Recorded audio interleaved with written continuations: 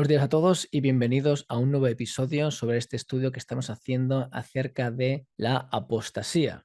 Hasta ahora hemos hecho dos advertencias que se encuentran en el libro de Hebreos. Recordar, este estudio va a ir más allá de Hebreos, pero estamos dándolo paso por paso. Así que hoy lo que vamos a hacer es hablar de la tercera advertencia que vemos en Hebreos. ¿Vale? Esta la encontramos en Hebreos 6, 4 al 6. Y bueno, pues una vez que nos acercamos ahora a la mitad de este libro, encontramos pues esta tercera advertencia que está entre el capítulo 5 al capítulo 7. Y como en las otras ocasiones, viene precedida de un tema central. En este caso tiene que ver con el sacerdocio de Cristo, como este superior y único a todos los demás, y del sacrificio de Jesús por toda la humanidad. Antes de entrar en la advertencia, vemos cómo se nos deja un par de detalles que son muy importantes. En los versículos 8 y 9 se dicen unas palabras que a veces no se le prestan mucha atención y que son muy importantes. Así que vamos a leer estos versículos, el 8 y 9 del capítulo 5, donde dice lo siguiente: Y aunque era hijo, por lo que padeció, aprendió obediencia, y habiendo sido perfeccionado, vino a ser autor de eterna salvación para todos los que le obedecen. Pues como podéis ver en este versículo 9 vemos cómo se habla de a quién se le aplica esta salvación. Esto es, a los que le obedecen. Así que las implicaciones son, por lo tanto, que aquellos que apostaten no pueden formar parte de esta eterna salvación. Recordemos lo que es la apostasía, que lo hemos repetido en muchas ocasiones. No implica que una persona que peque ya pierda su salvación, ¿vale? Esta es una forma errónea de interpretar la doctrina de la apostasía. La doctrina de la apostasía interpreta que una persona que deje su fe en Cristo, esta persona ya no forma parte de este cuerpo de Cristo. Las obras que hace una persona son una indicación que esta persona está en Cristo y que pone su fe en Cristo y que por lo tanto obedece a Cristo, que reiteramos no implica que vivas una vida perfecta sin pecar. Y tampoco implica que porque peques un día o mañana o pasado ya la salvación se pierda, ¿vale? Lo que implica es que si una persona deliberadamente quiere dejar la fe, apostata, esta persona deja de estar en el cuerpo de Cristo, ¿vale? Así que vemos estas palabras aquí de Hebreos 5, 8 al 9, vemos cómo habla de que vino a ser autor de eterna salvación para todos los que obedecen. Que recuerda mucho las palabras de Jesús en Juan 14, 15, cuando decía: si me amáis, guardad mis mandamientos. Y luego las del apóstol Juan, que estaba ahí con él, que las repite en su primera epístola de Juan en el capítulo 5, versículo 2, cuando dice: en esto conocemos que amamos a los hijos de Dios, cuando amamos a Dios y guardamos sus mandamientos. Todo esto es muy parecido a lo que estamos viendo aquí, a cómo este guardar los mandamientos representa una fe en Cristo. Si es como sabemos que amamos a Dios, cuando guardamos sus mandamientos, cuando ponemos nuestra fe en Cristo, no solamente es un acto mental, es un cambio de vida radical. Este tipo de temática de obedecer a Cristo, pues lo vemos también en 1 Juan 2:3, en Juan 14:21, en Juan 8:50 y en Juan 15:10 para quien quiera leerlo. Así que estas palabras del versículo 9 son importantes porque dejan claro que, aunque el acto del sacrificio en la cruz es universal y todos lo sabemos, es solamente eficaz o aplicable a aquellos que obedecen a Cristo, que por ende son personas que han puesto su fe en Jesús, evidentemente, ¿vale? Esto es algo que cualquier persona que aboga la universalidad del acto de Jesús en la cruz defiende. Sin embargo, los defensores de la corriente salvos, siempre salvos, se olvidan del condicional de para todos los que le obedecen. Generalmente ellos dirían que si no se le obedece es porque nunca fueron salvos. Sin embargo, aquí no se atisba este concepto en ningún momento en esta frase, ni en el contexto general del libro de Hebreos, como hemos podido ver hasta ahora y como veremos más hoy. Y recordemos que hemos dejado claro en muchísimas ocasiones: la obediencia no implica que las obras de las personas salven, a no ser que se quiera interpretar ahora que las palabras de Jesús y de Juan impliquen salvación por obras, ¿vale? Así que cuando Jesús dice: si me amáis, guardad mis mandamientos, Jesús no está abogando por una salvación por obras y nadie le acusa de esto. Así que cuando hablamos de este tipo de cosas ahora mismo, tampoco abogamos por salvación por obras. Esto es importante porque a veces la gente confunde estos términos. Hacer obras nos salvan, representan nuestra fe, pero tenemos que hacer estos frutos dignos de arrepentimiento. Tenemos que guardar los mandamientos si amamos a Cristo.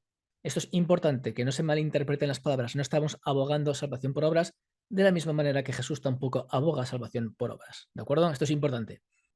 Así que una vez analizado el contexto general que precede el capítulo 6 sobre el sacerdocio de Cristo, vemos ahora cómo vuelve la advertencia a los hebreos, como he hecho anteriormente. Esta empieza con las palabras a las que estos son dirigidos por el escritor de Hebreos. Primeramente vemos cómo les amonesta porque se han hecho tardos para oír en el versículo 11, que debiendo ser ya maestros después de tanto tiempo, se les tiene que enseñar las cosas básicas y en vez de necesitar alimento sólido, de maduros, necesitan leche. Esto lo podéis ver en los versículos 12 y 14. Palabras que recuerdan mucho a lo que dijo Pablo en 1 Corintios 3:2, cuando dice, os di a beber leche y no vianda, porque aún no erais capaces, ni sois capaces todavía. Después de esto, en el versículo 1 del capítulo 6 se le dice lo siguiente, por tanto, dejando ya los rudimentos de la doctrina de Cristo, vamos adelante a la perfección, no echando otra vez el fundamento del arrepentimiento, de obras muertas, de la fe en Dios. Aquí las palabras no implican dejar los rudimentos en sí, sino seguir el camino de la madurez. Esto lo vemos por dos cosas importantes. Uno, porque anteriormente, en el versículo 12 del capítulo 5, se les dice exactamente que necesitan los primeros rudimentos de la palabra de Dios. Y dos, porque la palabra teleoites, esta palabra que se utiliza como madurez, también tiene connotaciones de completar y de madurez. Esto, por lo tanto, no es una exhortación para dejar los primeros rudimentos o las doctrinas básicas del cristianismo, como la de amarnos los unos a los otros, guardar los mandamientos de Cristo, perdonar a los que nos ofenden, etcétera, sino seguir adelante en los caminos del cristiano, en la madurez donde ellos deberían de estar comiendo este alimento sólido. Después de esto, el autor de Hebreos habla de ciertas pautas básicas de los cristianos, como por ejemplo el arrepentimiento de obras muertas, doctrina de bautismos, imposición de las manos, resurrección de los muertos y el juicio eterno. Esto lo podéis ver en el versículo 2 y 3. Y una vez hecha esta introducción es cuando vemos esta advertencia que vamos a ver hoy en los versículos 4 al 6, cuando dice, porque es imposible que los que una vez fueron iluminados y gustaron del don celestial y fueron hechos partícipes del Espíritu Santo y asimismo gustaron de la buena palabra de Dios y los poderes del siglo venidero y recayeron, sean otra vez renovados para arrepentimiento, crucificando de nuevo para sí mismos al Hijo de Dios y exponiéndole a vituperio. Como dice Picirile, traducción mía, está claro entonces que el 6:4 al 6 está en el corazón de un libro que tiene la cuestión de la apostasía y la perseverancia en sus mismas raíces. Los 5 pasajes de advertencia unen el sermón y revelan que su objetivo principal es exhortar a la audiencia a aferrarse a la fe que han puesto en Cristo para que no ocurra la apostasía, para que no abandonen a aquel que Dios ha revelado como proveedor por su obra redentora, espacio para que ellos se presenten justos ante Dios. Esta sección de Hebreos contiene una gran cantidad de material que expresa esta posibilidad de apostasía que estamos mencionando desde el principio. Es importante poder prestar atención a palabras clave como iluminados, gustaron, don celestial, fueron hechos partícipes del Espíritu Santo, gustaron de la buena palabra de Dios y los poderes del siglo venidero, y sean otra vez renovados para arrepentimiento y crucificando de nuevo para sí mismos al Hijo de Dios y exponiéndole a vituperio. Estos conceptos mencionados y las connotaciones que tienen son explícitas y cuanto menos contundentes. Queda por lo tanto claro que existen unas condiciones mencionadas que si éstas se cumplen, entonces indican que estas personas ya no pueden ser renovados al arrepentimiento y hacen el acto de Cristo en la cruz ineficaz. Vamos a ver todo este tipo de condiciones una por una hoy para poder estudiarlos en detalle. Sin embargo, la pregunta que tendríamos que hacernos es la siguiente. ¿Está hablando en esta sección sobre personas inconversas? ¿Está hablando de personas que han profesado su fe en Cristo pero que nunca realmente fueron salvos? ¿O por el contrario, está hablando de personas que una vez estuvieron en Cristo y han cometido este acto de apostasía? Para poder entender qué es lo que el autor de Hebreos nos quiere dar a entender, vamos a hacer un análisis de cada uno de estos conceptos para poder comprender la magnitud de estas palabras y las implicaciones que tienen para las personas originales a quien esta carta es dirigida y por extensión a nosotros hoy en día. Vamos a ver el primer punto que dice los que fueron iluminados. Esta se trata de la primera condición que vemos en esta sección de Hebreos, en esta sección de advertencia. La palabra utilizada para iluminados es la palabra fotizo, como podéis ver ahí en pantalla.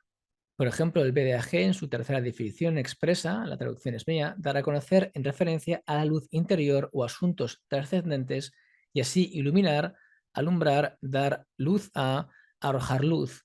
En esta misma definición, la tercera continúa con decir en imágenes de la luz celestial que se le otorga al iluminado y categoriza esta cita de Hebreos junto con la de Hebreos 10:32 que veremos después. Y también con Efesios 3:9 cuando dice y declarar a todos cuál sea la dispensación del misterio escondido desde los siglos en Dios que creó todas las cosas. Esta palabra, aclarar esta palabra fotizo que vemos aquí también. Todo esto junto con el alumbramiento que da Jesús para conocer la esperanza que Dios nos ha dado. Y esto lo podemos ver en Efesios 1, 17 al 18, que tenéis ahí en pantalla, que dice: para que el Dios de nuestro Señor Jesucristo, el Padre de gloria, os dé espíritu de sabiduría y de revelación en el conocimiento de Él, alumbrando, esta palabra fotizo, los ojos de vuestro entendimiento para que sepáis cuál es la esperanza a que Él os ha llamado y cuáles las riquezas de la gloria de su herencia en los santos. Se puede ver, por lo tanto, cómo este alumbramiento puede tener estas connotaciones que pertenecen a personas que han recibido la luz de Cristo de una manera especial y no general. De hecho, este tipo de aplicación se puede ver en Hebreos 10:32, donde se repite otra vez esta palabra cuando dice lo siguiente: pero traed a la memoria los días pasados en los cuales, después de haber sido iluminados, la misma palabra, sostuvisteis gran combate de padecimientos. Por ejemplo, como esta palabra de iluminación está relacionada con personas que están en Cristo, lo cual concuerda muy bien con las definiciones que hemos visto anteriormente. Así que en este contexto, por ejemplo, del capítulo 10 se puede ver quiénes han sido iluminadas. Son personas que forman parte del cuerpo de Cristo.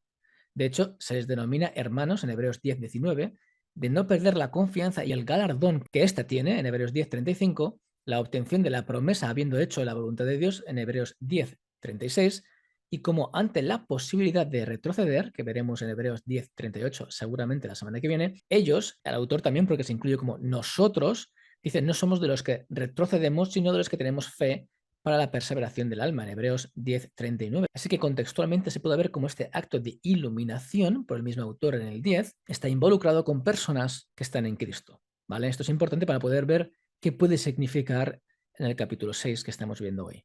Ben Witherington dice justamente esto, traducción mía: en primer lugar, el término iluminados se usa regularmente en el Nuevo Testamento para los que han salido de las tinieblas a la luz y han pasado así por la necesaria conversión de la imaginación y del intelecto.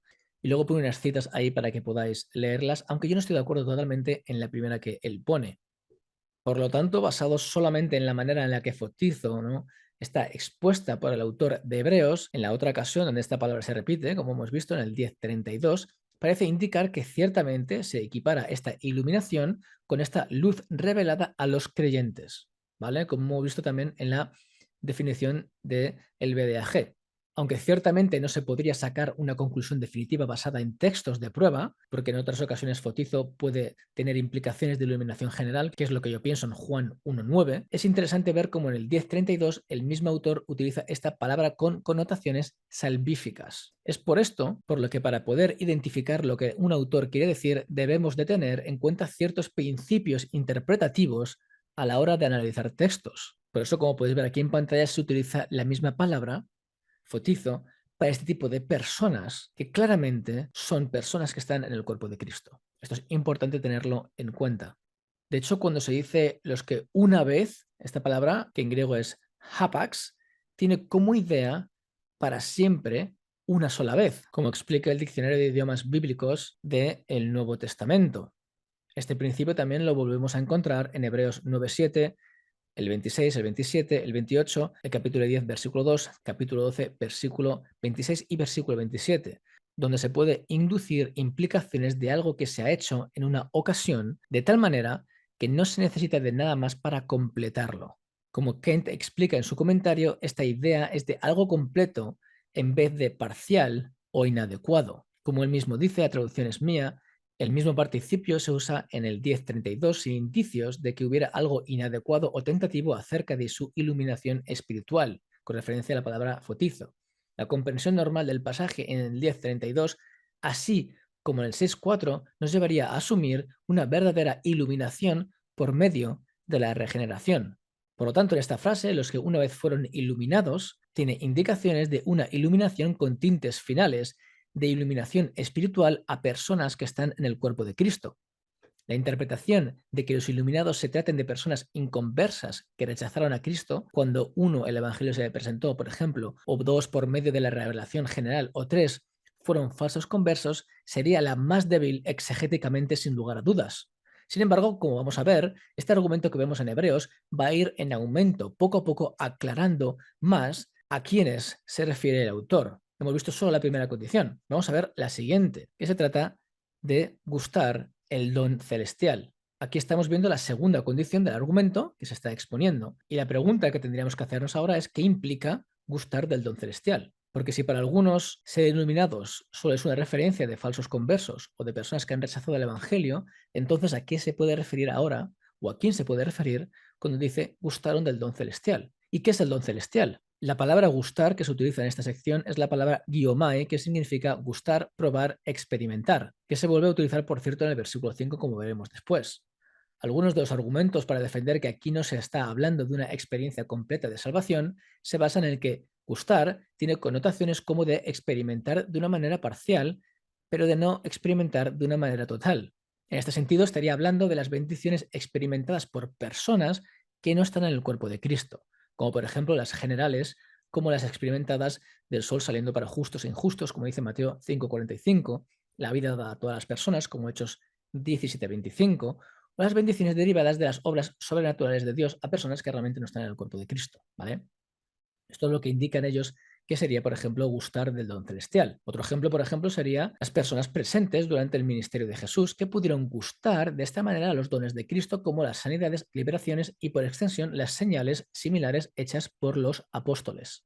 Esta interpretación, aunque podría ser una posibilidad, que el contexto de Hebreos no parece sustentar de ninguna manera, tiene también ciertos problemas que son muy difíciles de sostener. Primeramente, porque indicaría que las personas que gustaron de estos dones espirituales y los rechazaron ya no tendrían la posibilidad de ser salvos, ¿vale? Sería como la única opción, el único momento. Esto, por extensión y lógicamente, implicaría que todas las personas que han gustado de esta manera, como dicen ellos, los dones celestiales y los han rechazado, ya no tendrían posibilidad nunca más de ser salvos. Y si seguimos con esta lógica, implicaría de alguna manera que todas las personas que han experimentado cualquiera de estos dones celestiales de esta manera periférica, como por ejemplo escuchar el Evangelio y rechazarlo, o disfrutar de la luz del sol, que sale para justos e injustos, y lo rechazaron de alguna manera, entonces serán condenados directamente. Por este tipo de lógica, ¿quién podría ser salvo, verdad? De hecho, por ejemplo, bajo esta lógica, Pablo jamás podría haber sido salvo porque rechazó el Evangelio y encima perseguía a los cristianos. Y por extensión, evidentemente, cualquier persona que escuchó el Evangelio de Jesús y lo rechazó inicialmente, tampoco podría ser salvo, ¿no? O cualquier persona que haya visto un milagro y no haya creído que es un milagro de Dios en una ocasión, pues tampoco podría ser salvo de ninguna manera. Es por esto que esta interpretación por la cual gustar es algo periférico, es algo de los dones celestiales, del sol, por ejemplo, o del Evangelio cuando se ha predicado, de ser rechazado, etcétera, o de haber visto un milagro, etcétera, pues tiene muy poco peso exegéticamente, porque realmente excluiría prácticamente todas las personas de la humanidad de poder ser salvos. Por otra parte, algunos podrían expresar que este sentido de gustar sería atribuido a personas que profesan una falsa fe o, por ejemplo, por el hecho de experimentar situaciones religiosas en una comunidad cristiana. Aquí, por ejemplo, se estaría hablando de no experimentar de una forma total, sino indirecta también. Esta interpretación sería también refutada de la misma manera que anteriormente, ¿vale? Lo que implicaría es que cualquier persona que haya ido a una iglesia y haya visto algún tipo de don espiritual, o personas que han experimentado pues bendiciones colaterales, ¿no? Pues tampoco podrían ser salvas, ¿no? Así que ciertamente este tipo de gustar de esta manera, pues como hemos dicho, exegéticamente pierde mucho peso, por no decir todo, ¿no? Y también lógicamente, ¿no? Por ejemplo, esta palabra, biomai, sin ir más lejos, está utilizada en Hebreos 2.9 para expresar cómo Cristo gustó la muerte por todos. Esto lo podéis ver aquí en pantalla, Hebreos 2.9, dice que Jesús gustó la muerte por todos. Como podéis ver ahí, dice, pero vemos a aquel que fue hecho un poco menor que los ángeles, a Jesús coronado de gloria y de honra a causa del padecimiento de la muerte, para que por la gracia de Dios gustase, biomai, la misma palabra, la muerte por todos. Como se puede apreciar, Cristo no cató la muerte parcialmente, ni de manera indirecta gustó la muerte, sino totalmente. Él murió. De hecho, cuando esta palabra se utiliza sin sentido metafórico, esto es con relación a alimentos, se deja claro que se trata de una experiencia total y no parcial. La gente no gusta los alimentos al verlos, sino al probarlos, al comerlos. Esto lo vemos, por ejemplo, en Hechos 23:14. Aquí tenéis en pantalla el versículo 14 del capítulo 23 de Hechos, donde podéis ver esto. El ejemplo de Mateo 27:34, donde dice, le dieron a beber vinagre mezclado con miel, pero después de haberlo probado, esta palabra es guiomai, no quiso beberlo, también expresa esta connotación de la manera literal en la que se utiliza guiomai. Jesús probó el vinagre mezclado con miel, de una manera personal y genuina, no en virtud solamente de haberlo visto, sino completamente y personalmente él lo probó. No hace falta beberlo entero, simplemente probarlo y es un acto de que estás gustando tú mismo y no de manera colateral. Leroy Forlines dice sobre esto, la traducción es mía: mi posición es que la palabra gustar es una de las palabras más fuertes que podrían haberse usado. En la degustación siempre hay conciencia de la presencia de lo que se degusta. Siempre hay un conocimiento de las características distintivas de lo que se prueba. Esto se evidencia en 1 de Pedro 2.3. Al probar, el creyente aprendió que una de las características distintivas del Señor es que Él es misericordioso. También hay una cuestión de contacto en la cata. En otras palabras, la degustación puede llamarse conocimiento consciente por contacto. Y es muy interesante la conexión de 1 de Pedro 2.3 con el paralelismo del Salmo 38.8 en la Septuaginta, como podéis ver aquí en pantalla. Sabéis que a mí me gustan ese tipo de cosas mucho, como se pueden ver de gustar de la venida del Señor y cómo vamos a ir, las palabras que se utilizan son bastante parecidas con relación a lo que se habla de lo que es gustar de las cosas del Señor y quién las gusta, ¿verdad? Otro de los argumentos gramaticales expuestos por los que piensan que el gustar no se habla de una manera de experiencia personal es porque gustaron, gramaticalmente, está seguido por un objeto genitivo en lugar del acusativo. Esto lo podéis ver aquí en la pantalla, ¿vale? Esto es un genitivo, el don celestial son genitivos y no es un acusativo. En este sentido, el caso en genitivo indica simplemente el tipo de cosa que es, mientras el acusativo indicaría el caso de la extensión. Esto es un poco más técnico, pero tampoco es tan importante, ¿vale? Por lo tanto, expresan que las personas a las que se atribuye el gustar del don lo hacen de manera indirecta, pero no lo experimentan totalmente. Pero claro, existen varias maneras de refutar este tipo de argumento. Primeramente, con el hecho de que si el genitivo no expresa la extensión del gustar, esto no negaría tampoco que hubiera una experiencia total de esta misma, ¿vale? Lógicamente no lo excluye. A pesar de esto, lo más importante es que en el caso de Hebreos 2.9, donde hemos visto que Dios gustó la muerte por todos y es de manera total, también la muerte se expresa como un genitivo, como podéis ver ahí. Yo creo que todo el mundo sabe claramente que Jesús sí que experimentó la muerte de una manera total, ¿no? Así que gustar, por lo tanto, se trata de una experiencia directa ejercida por la persona. Se trata de un acto genuino. Paul Ellingworth lo enfatiza directamente, la traducción es mía. Yomai, aquí en el versículo 5, significa comer o beber, no simplemente gustar.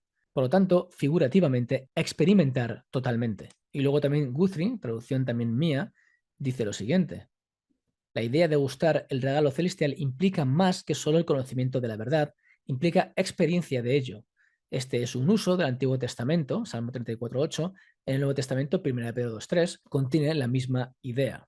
Así que en ningún lugar se podría pensar que se trata de una manera indirecta, ya sea por el significado de la palabra y la manera en la que ésta es utilizada en el contexto bíblico, y dos, por la manera en la que esta palabra se utiliza en Hebreos 2.9 por el mismo autor, donde gramaticalmente es igual, verbo más genitivo, e indica algo claramente experimentado de manera total. Esto es, las personas de las que se están hablando aquí en esta sección han experimentado el don celestial. No periféricamente, no indirectamente, lo tienen, lo han tenido, ¿vale? Así que vamos a pasar ahora al siguiente punto de qué implica el don celestial. Sabemos que gustar es algo personal, pero ¿qué es el don celestial? Y aquí es donde vamos a ver cómo las implicaciones sobre el acto de la apostasía se afianzan cada vez más. ¿Se trata del don celestial, la luz física dada a justos o injustos, como algunos piensan, no? ¿Se trata de los dones del Espíritu Santo experimentados de una manera indirecta por las personas? Así que vamos a pasar ahora a este don celestial en la Biblia. Aunque existe cierto debate en cuanto al significado del don celestial, existe unanimidad en que este don está relacionado con la salvación, el Espíritu Santo, Jesús, la vida eterna, el perdón de los pecados, la justificación por fe, etc. Las implicaciones son claras. Este don tiene que ver con un regalo de parte divina que es experimentado por personas que están en el cuerpo de Cristo y que han recibido este don celestial. Por ejemplo, la manera en la que esta frase está construida recuerda a las palabras de Jesús a la samaritana en Juan 4:10, cuando dice: si conocieras el don de Dios y quién es el que te dice dame de beber, tú le pedirías y él te daría agua viva. En ese sentido, Jesús se declaró como el don de Dios. Es por esta razón que muchos teólogos expresan que se trata del don referido aquí en Hebreos 6:4. Al mismo tiempo, se puede decir que el don de Dios es la salvación, puesto que cuando uno pone la fe en el Hijo de Dios, es salvo por gracia, como sabéis que dice Efesios 2:8. Todo esto junto con las demás acciones que ocurren a las personas en ese momento, que son justificados, perdonados, hechos nuevas criaturas, introducidos en el cuerpo de Cristo por el Espíritu Santo, sellados por el Espíritu Santo, etc. Esto se ve tácitamente en las palabras que siguen este versículo, que enlazan este don celestial con el ser hechos partícipes del Espíritu Santo. Así que vemos, por ejemplo, en Hebreos 6:4, como habla de este don celestial y fueron hechos partícipes del Espíritu Santo. Así que puede que haya esta conexión del don celestial con el Espíritu Santo. Lo han recibido y han sido participantes del Espíritu Santo. Es por esta razón que también vemos este don relacionado con el Espíritu Santo en Hechos 2:38, 10:45 y 11:17. Aquí podéis parar la pantalla y leer los versículos como el Espíritu Santo se habla de este don que también viene de parte divina, el don celestial, ¿vale?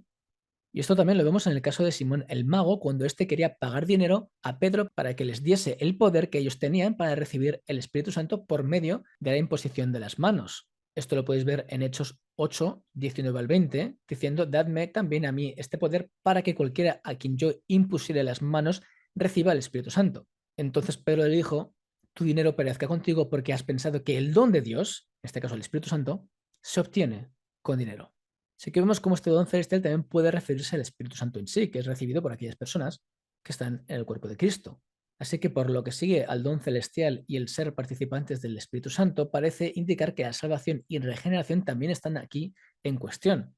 Aparte de estos ejemplos, también vemos la palabra don identificada con la gracia de Dios, que por extensión también se aplica al acto general de la salvación. Esto lo podemos ver, por ejemplo, en Romanos 5:15, en Efesios 3:7, y en Efesios 4:7, que podéis parar la pantalla y leer estos versículos y ver cómo se habla de este don de gracia también con relación también a la salvación. Así que este don celestial puede ser claramente la salvación.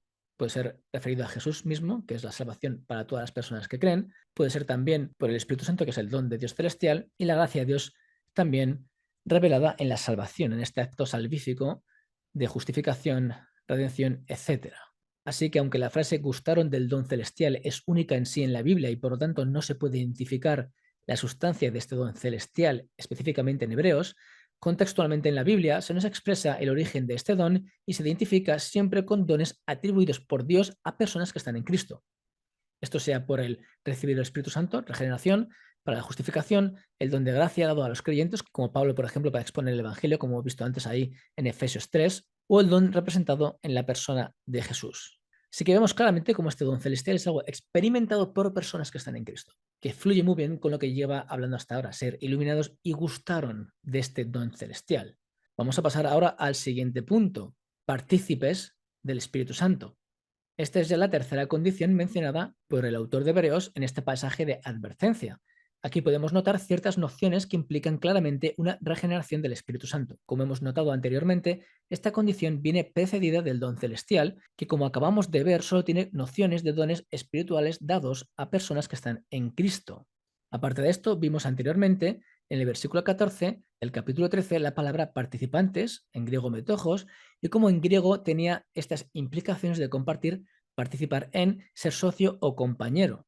Vimos también cómo esta palabra es utilizada un total de 4 veces en Hebreos con este tipo de connotaciones, incluso con la manera expresada en Hebreos 3:14, donde se incluye el autor de Hebreos como nosotros, bajo la condición, con tal que, y también incluso a los hebreos con el calificativo, hermanos santos, que vimos en el 3:1. Aquí en pantallas podéis ver las 4 menciones de este metojos o de este participantes y cómo está hablando de personas que son hermanas en Cristo, ¿vale? Esto es importante también tenerlo en cuenta, porque se aplica ahora aquí también a partícipes del Espíritu Santo y con las implicaciones que este participar en el Espíritu Santo tienen, ¿no? Esta condición que se expresa aquí en Hebreos deja claro que no se trata simplemente de una experiencia periférica de una persona que recibe bendiciones como la luz, que se le ha presentado el Evangelio o que tiene una falsa fe. Aquí ahora vemos connotaciones que solamente se pueden aplicar a personas que han experimentado el Espíritu Santo. La noción de que personas no creyentes pueden ser partícipes del Espíritu Santo se trata de un concepto completamente ausente en la palabra de Dios. Pablo hace la distinción entre las personas que tienen al Espíritu Santo y no en Romanos 8:9, cuando dice lo siguiente: mas vosotros no vivís según la carne, sino según el Espíritu, si es que el Espíritu de Dios mora en vosotros, y si alguno no tiene el Espíritu de Cristo, no es de él. No se puede ser participantes del Espíritu de Cristo sin ser regenerados, ¿vale? Todo esto también junto con las promesas que solo afectan a aquellos en quienes el Espíritu Santo habita en ellos. Esto, por ejemplo, lo podemos ver en Romanos 8:11, cuando dice: y si el Espíritu de aquel que levantó de los muertos a Jesús mora en vosotros, el que levantó de los muertos a Cristo Jesús vivificará también vuestros cuerpos mortales por su Espíritu que mora en vosotros. Y luego en 1 Corintios 3:16, no sabéis que sois templo de Dios y que el Espíritu de Dios mora en vosotros. Jesús también hace este énfasis en Juan 14:17, donde este compañerismo o ser participantes del Espíritu Santo únicamente puede ser atribuidos a personas que están en Cristo, porque el mundo no puede recibir al Espíritu Santo. Por ejemplo, vemos en Juan 14:17 el Espíritu de verdad, el cual el mundo no puede recibir porque no le ve ni le conoce, pero vosotros le conocéis porque mora con vosotros y estará en vosotros. Importante cómo se hace ese contraste entre gente del mundo con los que son de Cristo. Esto es, el mundo no puede recibir al Espíritu Santo y por lo tanto ser participantes de este. Recordemos, participantes como la palabra en griego implica. Ser participantes significa experimentar, ser compañeros, ¿vale? No significa que yo veo a alguien actuar. El mundo no puede ser compañero ni participante de esta manera del Espíritu Santo. Por eso es importante conocer las palabras y lo que implican en el contexto original, no lo que implica la traducción de la palabra en nuestro contexto de hoy en día, ¿vale? Ahora bien, aunque las palabras utilizadas por Pablo aquí que hemos visto y por Jesús para morar son oikeo y meno respectivamente, las dos tienen parecidas connotaciones. Por ejemplo, meno implica quedarse, permanecer, estar, vivir, morar, durar, continuar y perdurar, y oikeo significa vivir, residir, vivir en. Cabe remarcar también, como en otras ocasiones, la palabra meno, relacionada con el Espíritu Santo, está también atribuida a personas que están en Cristo. Esto lo podemos ver, por ejemplo, en 1 de Juan 3:24, cuando dice lo siguiente: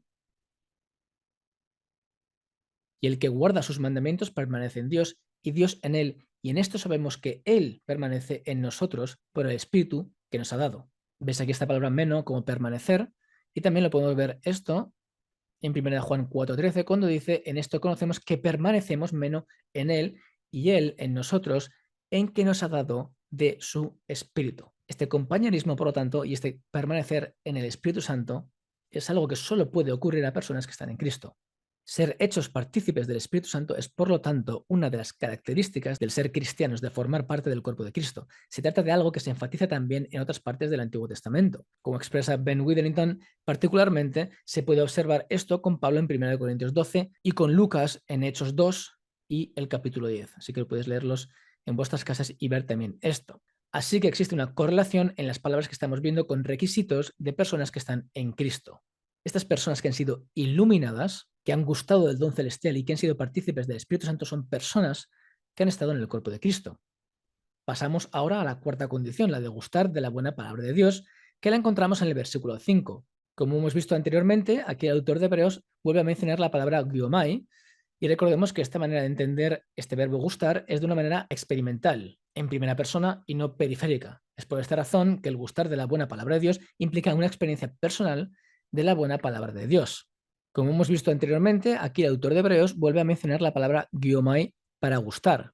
Recordemos que esta manera de entender el verbo gustar es de una manera experimental, personal y no periférica. Es por esta razón que el gustar de la buena palabra de Dios implica una experiencia personal de la buena palabra de Dios. La palabra de Dios no se refiere a Jesús como el logos, puesto que la palabra habla de rema, como veis ahí en pantalla abajo de la palabra palabra. Y rema pues, significa mensaje, cosa o asunto. Se podría decir que se refiere al gustar, comprender y disfrutar de las buenas palabras de Dios, esto es, experimentar sus promesas, que son buenas, son sí y son amén. Es también posible que se haga una alusión a las palabras de Zacarías en el capítulo 1:13, cuando dice: y Jehová respondió buenas palabras, palabras consoladoras al ángel que habla conmigo. Se expresa, por lo tanto, este tipo de conocimiento de experiencia personal de la buena palabra de Dios. Esto solo puede ser entendido por alguien que conoce realmente a Dios. No se espera de esto de la persona que aborrece a Dios, que pueda experimentar esta buena palabra de Dios, experimentar de esta manera, como sabemos que guiomai o gustar significa, ¿vale? No como las connotaciones que puede tener en español hoy en día. Porque si una persona hubiera experimentado de la buena palabra de Dios, evidentemente para que esto pueda hacerlo, como lo que implica la palabra gustar, sería una persona que creería en Dios, sería una persona que estaría en el cuerpo de Cristo, no una persona que aborrece al Señor. Y bueno, alguno podría decir, bueno, pues de la misma manera, entonces una persona que está en Cristo y que ha gustado realmente la palabra de Dios, tampoco abandonaría esta posición. Sin embargo, hay que entender que esto no es lo que se pone en cuestión, pues abogamos que esto puede pasar. Realmente una persona puede apostatar. Lo que estamos hablando es que esta palabra gustar, en su contexto, lo que implica es algo personal que ha ocurrido a una persona. Gustar implica realmente haber tenido esta experiencia de la buena palabra de Dios, una experiencia que solo puede tener personas a las que estas palabras de Dios le son buenas. Esto es lo más importante. Hay que saber diferenciar los conceptos que se están dando a entender. Así que seguimos viendo cómo este tipo de experiencia, este gustar de la buena palabra de Dios, es algo que solo puede ser experimentado por personas que están en Cristo, como las otras tres condiciones anteriormente mencionadas. Ahora vamos a pasar a la siguiente, que es los poderes del siglo venidero. La quinta condición expresada en este argumento progresivo incluye la gustación de los poderes del siglo venidero. Sabemos que los poderes del siglo venidero están relacionados con el gustar, por la conjunción te en griego, que es i, ¿vale? Las implicaciones, por lo tanto, no son las de experimentar estos poderes del siglo venidero de una manera pasiva, sino activa, lo cual posiciona a estas personas una vez más en el cuerpo de Cristo. El significado exacto de esta frase es complejo, cuanto menos y existe diversión de opiniones, como en muchas cosas, ¿no? Una manera de interpretarlo, puesto que se habla del gustar y esto implica la experiencia de estos poderes del siglo venidero, es que se refiere a este tipo de poderes que han sido experimentados por ellos. La palabra utilizada por poderes es la palabra en griego dunamis y es la palabra que se utiliza en Hebreos 2:4 cuando dice testificando Dios juntamente con ellos con señales y prodigios y diversos milagros. Ahí ves la palabra dinamis y repartimiento del Espíritu Santo según su voluntad. Esta palabra es la que vemos aquí en Hebreos 6:5, ¿vale? Cuando dice, y asimismo gustaron de la buena palabra de Dios y los poderes del siglo venidero.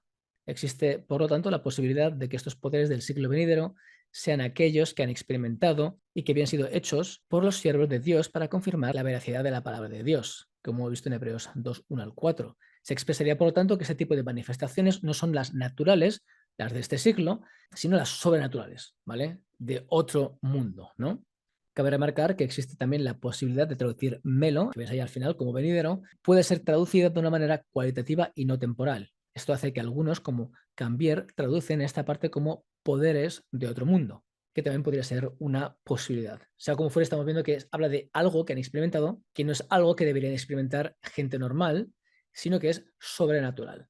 Y finalmente existe la posibilidad de interpretar este tipo de poderes como la predegustación de las bendiciones que tendremos con Cristo cuando reinemos con Él. En este sentido, se entiende este tipo de poderes como algo futuro, ¿vale? Que ya es y todavía no. Incluso también, pues, de la felicidad y gozo que se experimenta como cristiano al saber que estamos de paso aquí con la vista al reino futuro a causa de la fe puesta en Cristo. También se habla de la salvación como algo que irrumpe en este siglo y que se experimentará en el futuro de manera completa cuando el pueblo de Dios sea glorificado. Así es como lo expresa Ben Witherington, traducción mía. En otras palabras, la salvación futura y sus beneficios irrumpieron en el presente y uno puede comenzar a experimentar sus beneficios en la forma de iluminación, vida en espíritu, empoderamiento con el poder de la era escatológica, la era venidera. Esto es seguramente una descripción de una persona que es salva y convertida en el sentido inicial del término salvo. Han participado del don celestial. Esto es seguramente lo mismo que decir que son salvos, al menos en el sentido de que se han convertido genuinamente y son cristianos en la actualidad. Así que como podéis ver, este tipo de degustación de los poderes del siglo venidero, pues tiene este tipo de connotaciones que pueden incluso ser las de experimentar la salvación. También puede ser cosas futuras o también puede ser los milagros y el poder que han experimentado ese tipo de personas. Pero como hemos visto, experimentado de forma personal. Han visto este poder de Dios en su vida, ¿vale? Ahora una nota muy interesante para aquellos que hacían el argumento del genitivo anteriormente con gustar. Ahora vemos aquí como tanto bueno como palabra están en caso acusativo, como podéis ver ahí en pantalla, ¿no? Lo dejamos ahí, pues, mencionar para quien le puede interesar. Sea como fuera, la interpretación de las implicaciones de los poderes del siglo venidero, una cosa queda clara, se trata de algo que se experimenta de forma personal, completa y no periférica. Estas personas han experimentado en sus personas este tipo de poderes del siglo venidero, sea estas experiencias por parte de Dios a ellos en ese momento, o sea, la experiencia futura de la salvación o la experiencia de la fe en Cristo, de esta esperanza que tenemos del futuro. Cualquiera que sea la interpretación, está claro que está siendo aplicada a personas que están en Cristo, lo cual contribuye una vez más a este argumento del autor de Hebreos y cómo se trata de algo que está hablando de personas que han estado en el cuerpo de Cristo y la advertencia que se está dando ante la posibilidad de la apostasía. Es por esta razón que vamos a pasar al siguiente punto. Y recayeron. Es la sexta condición que se nos presenta, es este acto de recaer. Es importante prestar atención a las implicaciones de este verbo. Recaer es una traducción del verbo parapipto, que implica caer al lado de faltar en o apostatar. Aunque se trata de un hapax legomenon en el Nuevo Testamento, una palabra que significa básicamente que se utiliza una vez en el Nuevo Testamento, este verbo también lo encontramos en el Antiguo Testamento con connotaciones de rebeldía a Dios por parte de su pueblo. Es por esto porque los diccionarios también traducen esta palabra como apostatar, como podéis ver ahí en pantalla. Por ejemplo, cognados de esta palabra son usados con connotaciones de las rebeliones del pueblo de Dios, esto es, de una manera traicionera. Esto vemos en 5 de las 6 ocasiones donde aparecen estos cognados y todos aparecen en Ezequiel. La sexta mención aparece en Esther 6:10, donde parapipto está relacionado con dejar caer las palabras que habían dicho Amán, ¿vale? Aquí podéis ver, por ejemplo, en pantalla los otros 5 ejemplos de Ezequiel, donde veis cómo la palabra parapipto, este verbo, habla de rebelarse en el 14:3, habla de pecado en el 18:24, habla otra vez de pecado en el 22:4, habla de rebelión en el 20:27 y habla de prevaricación en el 15:8. Estas palabras que veis aquí en la Septuaginta es el mismo verbo que vemos aquí ahora mismo en Hebreos 6. Así que las implicaciones de recaer de este verbo parapipto son las implicaciones de cometer este acto de apostasía. Esto es estar en el cuerpo de Cristo y abandonar la fe. Picirile, por ejemplo, entiende que parapipto es sinónimo con la posibilidad de deslizarse que vimos en Hebreos 2:1 la semana pasada, apartarse, apostatar del Dios vivo, Hebreos 3:12, retroceder para perdición, Hebreos 10:38, y desechar al que amonesta en los cielos, Hebreos 12:25. Una vez más, todos estos versículos los veremos con más detalle la semana que viene.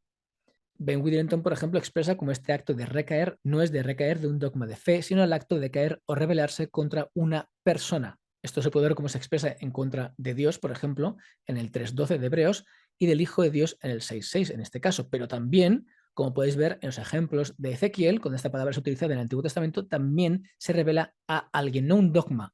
No se recae de un dogma, sino se recae de alguien, este acto de apostasía de alguien. Recordemos las implicaciones de la palabra recaer del verbo parapito, pecar, prevaricación, rebelarse y también este acto de apostasía. Es lo importante ver cómo estas palabras implican en su contexto original. Así que existe, por lo tanto, esta conexión de rebelarse o de recaer sobre personas que han sido iluminadas, han gustado del don celestial, de la buena palabra de Dios, los poderes del siglo venidero y han sido hechas partícipes del Espíritu Santo.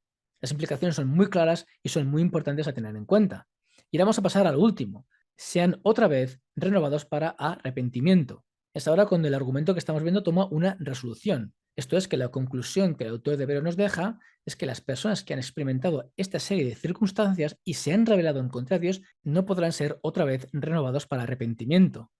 En esta parte vemos ciertas expresiones que son vitales para afianzar el caso de la apostasía que se está exponiendo. Por ejemplo, vemos cómo se habla de ser renovados otra vez para arrepentimiento. La expresión implica que hubo un arrepentimiento previo que estas personas experimentaron. Esto no deja duda alguna. Esto deja claro las implicaciones de personas que han sido regeneradas. El arrepentimiento se trata de una experiencia que se equipara con la salvación en muchas ocasiones en la Biblia. De hecho, el autor de Hebreos habla del arrepentimiento de obras muertas como característica básica de la fe cristiana, en Hebreos 6:1 que hemos visto antes. Aunque tenemos tiempo limitado, es imprescindible saber y entender que metanoía o arrepentimiento implica este cambio de mente. Sin embargo, hay que entender que en griego esto no siempre implica que se trata de un cambio de mente a algo positivo, simplemente como título informativo que sepáis, ¿vale? Hay momentos en los que metanoia, en otras ocasiones, en otras partes de literatura, en griego implica un cambio de mente, pero no siempre para algo positivo. Pero en el contexto cristiano sí que lo son, porque involucra este cambio de mente del antiguo hombre a Cristo. Por esto se habla, por ejemplo, en Hechos 26:20 de arrepentirse, este cambio, y convertirse a Dios haciendo obras dignas de arrepentimiento. Este cambio de mente que al mismo tiempo implica esta fe puesta en Cristo, en Dios, y haces este tipo de frutos u obras dignas de arrepentimiento. Y obviamente esto demuestra un cambio de mentalidad. Ya no es la mentalidad de antes, sino la mentalidad de Cristo. Es por lo tanto importante entender que tanto la fe como el arrepentimiento se tratan de acciones que se entrelazan. En las mismas palabras del Leroy Forlines, la traducción es mía, si le decimos a una persona que se arrepienta o si le decimos que crea, les estamos diciendo prácticamente lo mismo. Recordemos las palabras de Pablo en 2 de Corintios 7:10 cuando dice: porque la tristeza que es según Dios produce arrepentimiento para salvación, de que no hay que arrepentirse, pero la tristeza del mundo produce muerte. Tanto el arrepentimiento como la fe son acciones paralelas. Cuando una persona pone su confianza o su fe en Cristo, está cambiando, arrepintiéndose de mente, de manera de actuar, de manera de ser y conformándola a su fe en Cristo. Es por esta razón que cuando se habla de personas que ya no pueden ser renovadas al arrepentimiento, esto solo puede implicar a personas que habían cambiado su mente, su voluntad y que por lo tanto habían puesto su fe en Cristo. ¿Vale? Sigue este tipo de argumento claramente hablando de personas que estuvieron una vez en Cristo. Vamos a pasar al siguiente punto cuando dice crucificando de nuevo para sí mismos al Hijo de Dios y exponiéndole a vituperio. Este argumento culmina con la expresión de que estas personas no podrán ser renovadas al arrepentimiento porque de lo contrario estarían crucificando de nuevo para sí mismos al Hijo de Dios y exponiéndole a vituperio. Primeramente debemos abordar las implicaciones gramaticales de crucificando de nuevo. Esto es porque la palabra utilizada por crucificar de nuevo es anastauró, otro hapax, una palabra utilizada solo una vez, empleado otra vez por el autor de Hebreos. Esta palabra, por ejemplo, es empleada por Josefo en diferentes sitios, como podéis ver en pantalla, y generalmente en griego extrabíblico se utiliza para hablar del hecho de crucificar o clavar a alguien arriba, ana, en la cruz, y no de crucificar de nuevo. Si la manera correcta de traducir anastauró fuera el de crucificar, esto implicaría que las consecuencias de este acto de apostasía de estas personas consumaría en el mismo acto personal de las personas que crucificaron a Cristo. En otras palabras, su apostasía sería vista de la misma manera que la de las personas que negaron a Cristo y consintieron en su crucifixión. Por lo tanto, ante todas las cosas que han experimentado hasta ese momento, iluminación, gustar del don celestial, de la buena palabra de Dios, los poderes del siglo venidero, y han sido hechos partícipes del Espíritu Santo y han decidido apostatar, ya no queda más posibilidad para ellos. Kent explica, traducción mía, no habrá evangelio adicional ni nuevo Mesías, apartarse del plan de salvación de Dios es rechazar el único plan válido que existe. Esto también recuerda a las palabras que se dicen después en Hebreos 10:29, cuando dice: cuánto mayor castigo pensáis que merecerá el que pisoteare al Hijo de Dios y tuviere por inmunda la sangre del pacto en la cual fue santificado e hiciere afrenta al Espíritu de gracia.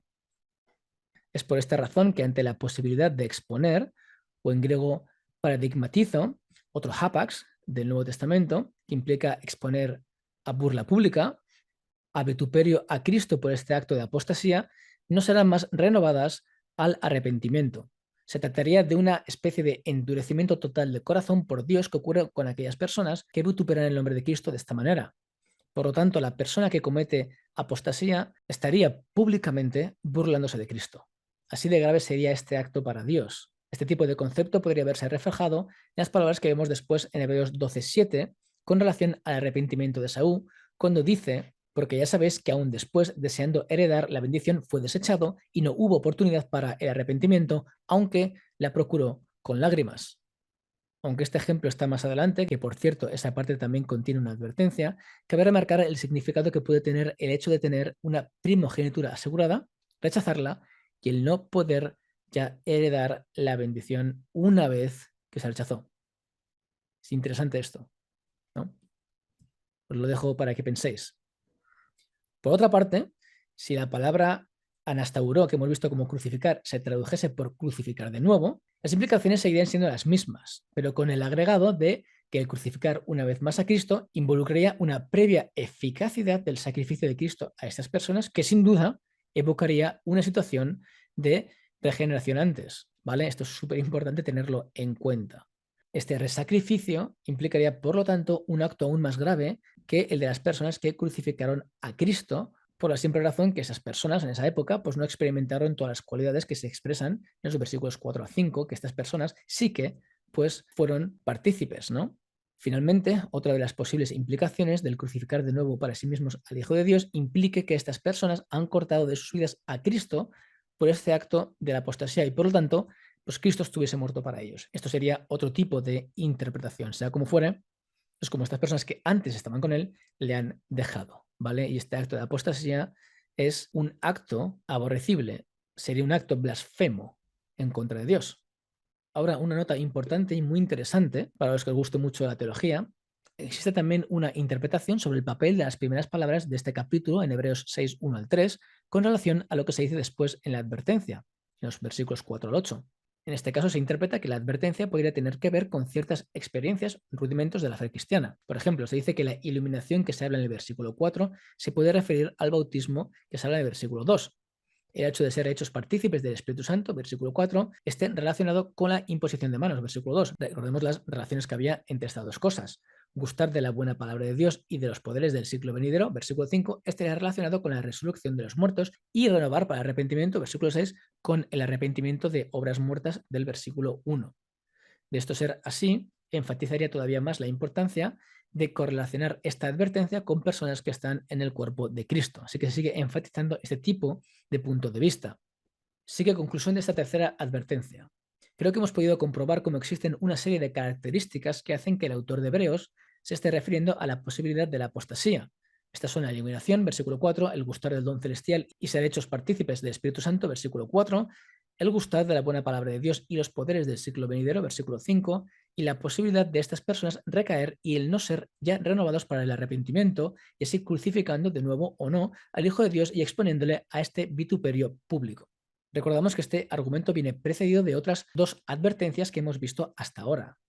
Esto es que existe la posibilidad del deslizarse, Hebreos 2.1, la posibilidad de recibir una justa retribución en base a una transgresión y desobediencia de la cual no podríamos escapar si no descuidamos de una salvación tan grande, Hebreos 2.1 al 3, la posibilidad del corazón malo de incredulidad para la apostasía con el fin de apartarse del Dios vivo, Hebreos 3.12, la exhortación mutua para que no haya en ninguno de nosotros corazón malo de incredulidad para apartarse del Dios vivo, Hebreos 3.13, el ser hechos participantes de Cristo con el condicional de retener firme hasta el fin nuestra confianza del principio, Hebreos 3.14, y las declaraciones acerca del reposo que vimos que estamos esperando en Hebreos 4, junto con este tipo de condiciones que viene ahora a expresar en esta parte del capítulo 6. Creo que es bastante conclusivo e importante de tener en cuenta. Recordemos, no se está hablando de que una persona pierda la salvación por pecar un día sí y un día no, y si no se arrepiente, la pierde y si se arrepiente la vuelve a recuperar. Estamos hablando de este acto de apostasía, este acto blasfemo de dejar la fe en Cristo. Y esto es lo que se está advirtiendo aquí en Hebreos. Exegéticamente creo que no hay escapatoria. Y bueno, con esto terminamos el estudio de hoy. Como siempre digo, si tenéis alguna duda o alguna pregunta, me podéis mandar un email, podéis poner un comentario o como queráis. Y creo que esta parte de Hebreos, estas secciones, de las más contundentes, ¿no? La semana que viene seguiremos en Hebreos y poco a poco iremos a ver otras partes de la Biblia que indican este mismo pensamiento. Con esto en mente, nos vemos la semana que viene y que Dios os bendiga a todos.